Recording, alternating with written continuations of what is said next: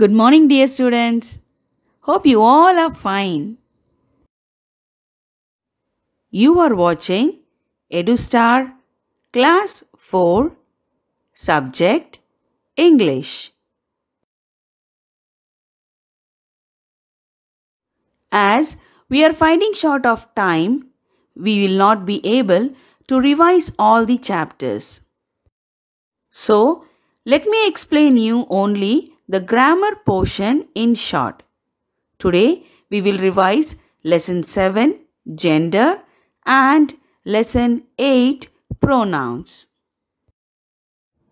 Gender is a category of noun, and based on this, we can divide it into 4 groups as masculine gender, feminine gender, common gender, and neuter gender. Now let's see masculine gender. The nouns that stand for males are said to be masculine gender. That is the name of a male person or male animal. For example, boy, father, lion, bull. Now, feminine gender. The nouns that stand for females are said to be feminine gender. That is the name of a female person or female animal. For example, girl, mother, lioness, cow. Now, let us see some easy ways to remember and form feminine gender. There are 3 ways of forming feminine nouns. By adding ESS or INE, entirely different word, and placing a prefix or suffix. Now, let us see one by one with examples. The first one by adding ESS or INE. In most cases, we obtain the feminine form by adding ESS or INE to the masculine gender. For example, poet, poetess. Here, I add ESS to make a feminine gender. Another example, lion, lioness. Here also we add ESS. One more example, hero, heroine. Here I add INE to form the feminine gender. But in some nouns, we can form a feminine gender by adding ESS after dropping the vowel of the masculine gender. For example, actor, actress. Here, we drop the last vowel O and add ESS to form the feminine gender. Another example, waiter, waitress. Here also, we drop the last vowel E and add ESS. One more example, tiger, tigress.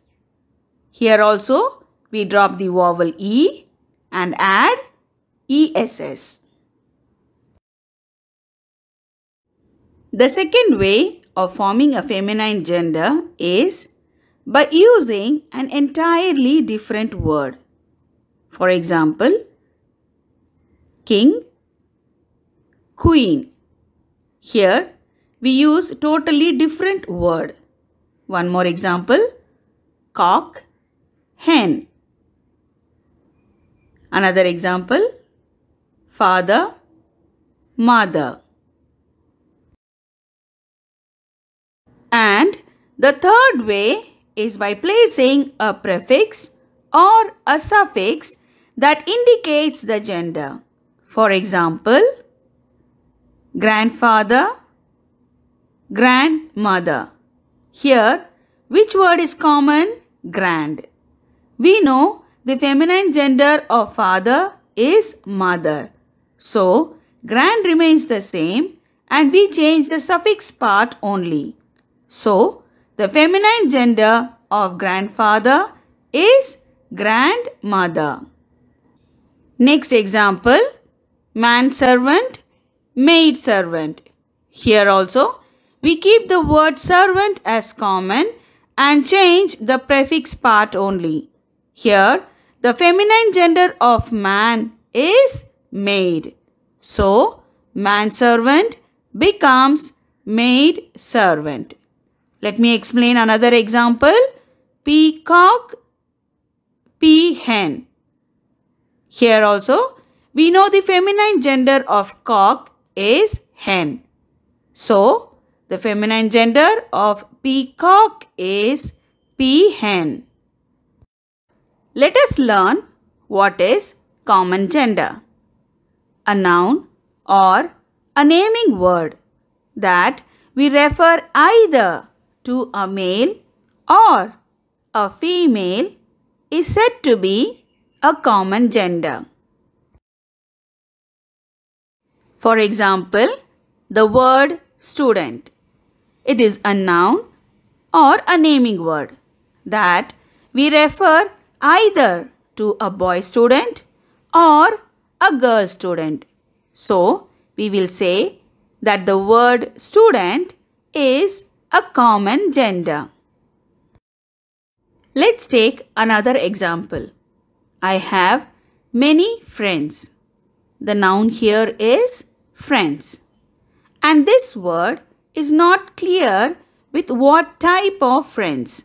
It can be boyfriends or girlfriends. So, the word friend is a common gender. Now, we will move to the next type of gender, that is neuter gender. Nouns that are neither males nor females are said to be of neuter genders. And it refers to non-living things. For example, this is my book. Here, the word book is a noun or a naming word, but it does not specify any gender because book is a non-living thing. So, gender of the book is neuter gender. I have many pens. So, the naming word here is pens. It does not specify any gender. So, the word pen is neuter gender as it refers to a non-living thing. Let us recollect the pronouns.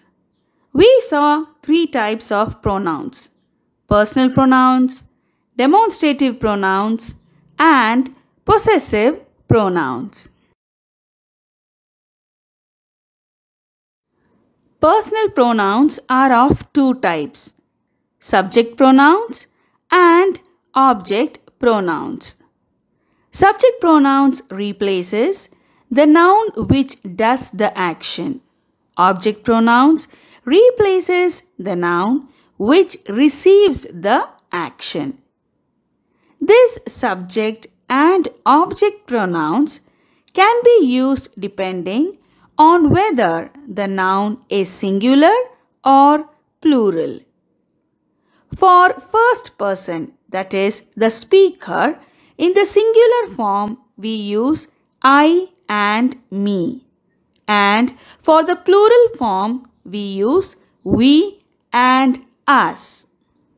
For second person, that is the listener, both in the singular and plural form we use you. And for third person, that is about whom we are talking, in the singular form, for masculine gender we use he and him. For feminine gender, we use she and her. And for neuter gender, we use it. The plural form for third person, we use they and them. Both they and them can be used for the three types of gender, that is masculine, feminine and neuter gender. Hope you all remember this. Then we saw demonstrative pronouns. For this type of pronouns, you have to check whether the noun is singular or plural, and then check whether it is near or far. To show things which is singular and near, we use this. And for things which is singular and far, we use that. To show things which is plural and near, we use these. And for things which is plural and far, we use those. And then we learnt possessive pronouns. Here also we have to check whether the noun we are replacing is singular or plural. And then for first person singular, we use mine. And for plural form, we use ours. For second person singular as well as plural form, we use yours. For third person singular masculine gender, we use his. For feminine gender, we use hers. And for neuter gender, we use its. For third person plural form, we use the pronoun theirs. Theirs can be used for all the three types of gender in the plural form, that is masculine, feminine and neuter gender. And here's your today's worksheet.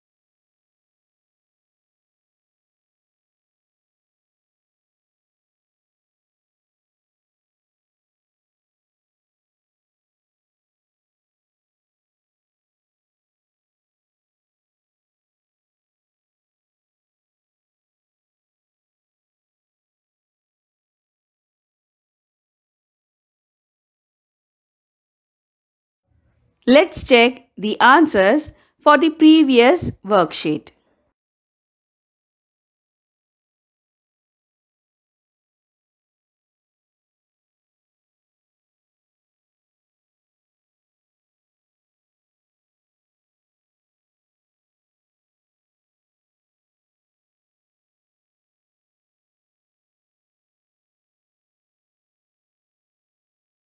Well, students, prepare well for your exams and present the answer scripts very neat with good handwriting. Take photos, check whether it is clear or not, and then send through your mail. See you in the next session. Take care. Bye.